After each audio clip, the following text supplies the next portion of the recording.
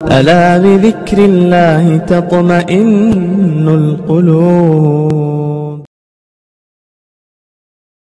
ایک بزرگ گزرے ہیں امام ترمذی، جنہوں نے ترمذی شریف لکھی، بڑے پائے کے طبیب، حاذق اور حکیم، بڑے خوبصورت، بڑے وجیح، علم اللہ نے خوب عطا کیا تھا.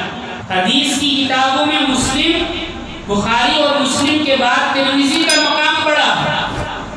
امام ترمذی نے ایک مرتبہ دیکھا کہ ایک عورت آئی، پوچھا کہ کیا ہوا؟ کہا کہ کچھ نہیں، آپ نبض دیکھیں. کہا کہ ایسے ہی بتائیں. تو اس نے چہرے سے نقاب اٹھا دیا. حضرت نے دیکھا کہ انتہائی حسین و جمیل عورت. حضرت نے کہا کہ پردہ کرو، مجھے اپنا چہرہ نہ دکھاؤ. اس نے کہا کہ حضرت میں اپنی خواہش پوری کرنے کے لیے آپ کے پاس آئی. حضرت کو اتنا سننا تھا کہ ایسا زار و قطار رونے لگے، اتنا روئے کہ ساری دہاڑی تر ہو گئی. وہ عورت شرمندہ ہو کر اٹھ کر چلی گئی. تقریباً 40 یا 50 سال کا عرصہ گزر گیا. حکیم ترمذی رحمۃ اللہ علیہ کا بڑھاپا آ گیا. ایک دن تہجد کی نماز پڑھ کر آپ مصلی پر بیٹھے تھے، درود شریف پڑھ رہے تھے. دل میں خیال آیا کہ اگر اس عورت کی میں خواہش پوری کر دیتا اور بعد میں توبہ کر لیتا تو ہو سکتا ہے اللہ مجھے معاف کر دے. صرف اتنا خیال آیا اور پھر حضرت رونے لگے. اتنا روئے کہ روتے روتے نڈھال ہو گئے اور نڈھال ہو کر نیند آ گئی. ایسے میں نبی کریم علیہ السلام کی زیارت ہوئی. آپ علیہ السلام نے پوچھا کہ ترمذی کیا ہوا، کیوں روتا ہے؟ کہا کہ اے اللہ کے نبی، جس زمانے میں شباب تھا، جس زمانے میں جوانی تھی، طاقت تھی، اس زمانے میں آپ اللہ کے اور اللہ کے نبی کے خوف سے رویا کہ وہ عورت شرمندہ ہو کر چلی گئی. اب جب بڑھاپا آ گیا اور طاقت ختم ہو گئی تو اب ایسا خیال دل میں آیا، اس بات پر روتا.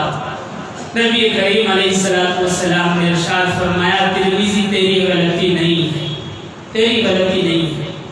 اس لیے کہ جب تیری جوانی کا زمانہ تھا تو وہ زمانہ میرے زمانے کے قریب تھا، اور آج تیرا بڑھاپا ہے تو تیرے بڑھاپے کا زمانہ میرے زمانے سے دور ہے، جس کی وجہ سے تیرے دل میں یہ خیال آیا ہے، یہ خیال آیا.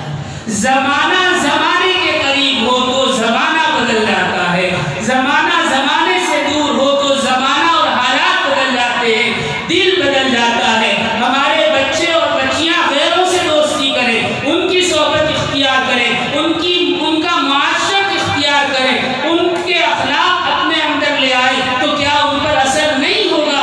یقیناً ہوگا.